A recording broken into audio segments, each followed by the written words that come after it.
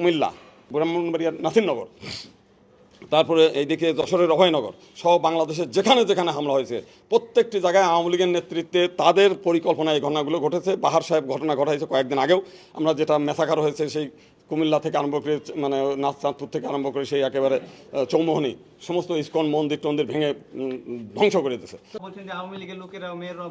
আমি স্পষ্ট করে বলি, 2001 সালে বিএনপি জামাত জোট যখন ক্ষমতায় আসে, ভোলা সহ সারা বাংলাদেশে ব্যাপকভাবে হিন্দুদের উপর হামলা হয়। সেই ঘটনায় বিএনপি জামাত কোনো বিচার করেনি। পরবর্তীকালে 2006 সালে যখন আওয়ামী লীগ ক্ষমতায় আসে, আমরা তাদেরকে বারবার বলেছি যে ওই ঘটনা যেহেতু বিএনপি জামাত ঘটিয়েছে তাদের বিচার করতে হবে, তারা বিচার করে নাই। পরবর্তীকালে আমরা হাইকোর্টে রিট করেছি, রিট করার পরে বর্তমান যে প্রেসিডেন্ট রাষ্ট্রপতি শাহাবুদ্দিন তাকে কমিশন প্রদান করে সিআইডির একজন আর স্বরাষ্ট্র মন্ত্রণালয়ের একজন, এই 3 সদস্য বিশিষ্ট একটা কমিশন হয়। কমিশন 25,000 অভিযোগ পায়, তার মধ্যে থেকে যাচাই বাছাই করে ওনারা বাদ দিয়ে দেন। কেন বাদ দেন আমরা জানি না, মাত্র 5,000 রাখেন। সেই 5,000ও অনেক তাল বাহানা করে হাইকোর্টে জমা দেয়।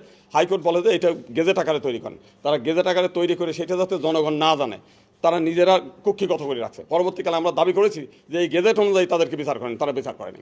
পরবর্তীকালে আমরা শুনলাম যে তোফায়েল আহমেদ এই সমস্ত ঘটনার নায়ক হলো তোফায়েল আহমেদ নিজে, তিনি এইগুলো অর্গানাইজ করে বিএনপি জামাতে হুদু কুটলে সবাই আসে তাদেরকে সামনে রেখে এই ঘটনাগুলো ঘটাইছেন, যে কারণে আওয়ামী লীগ এগুলোর বিচার করেনি। তোফায়েল আহমেদ আওয়ামী লীগের তোফায়েল আহমেদ।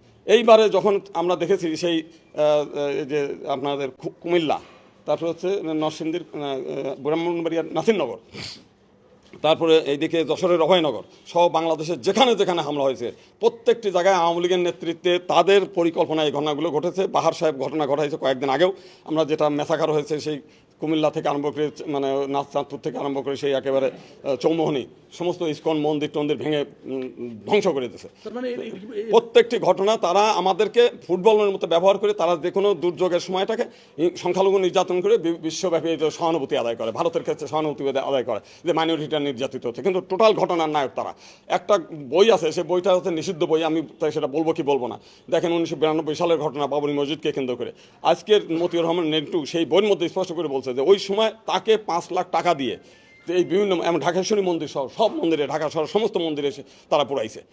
সেই কথাগুলো আছে, যেহেতু নিষিদ্ধ বই ওই জন্য আমি আর বইয়ের নামটা আমি এগুলো বললাম না, এগুলো আপনারা জানেন। তার মানে টোটাল ঘটনাগুলো তারা ঘটিয়ে তারা রাজনৈতিক ফায়দা লুটেছে। এবারও কি এই আমরা হতে পারে, কিন্তু এখন আমরা স্বাধীনতাকামী, এই স্বাধীনতাকে প্রশ্নবিদ্ধ করতে কি আওয়ামী লীগের যারা দুষ্ট চক্র আছে এইটা হওয়ার সম্ভাবনাই বেশি, কারণ অতীতের ঘটনা সেটাই বলে দেয়। আমরা তারপরে আমরা ধরি, 2-4 জন ধরি, আইডেন্টিফাইড করি, তারপর আমরা বলবো।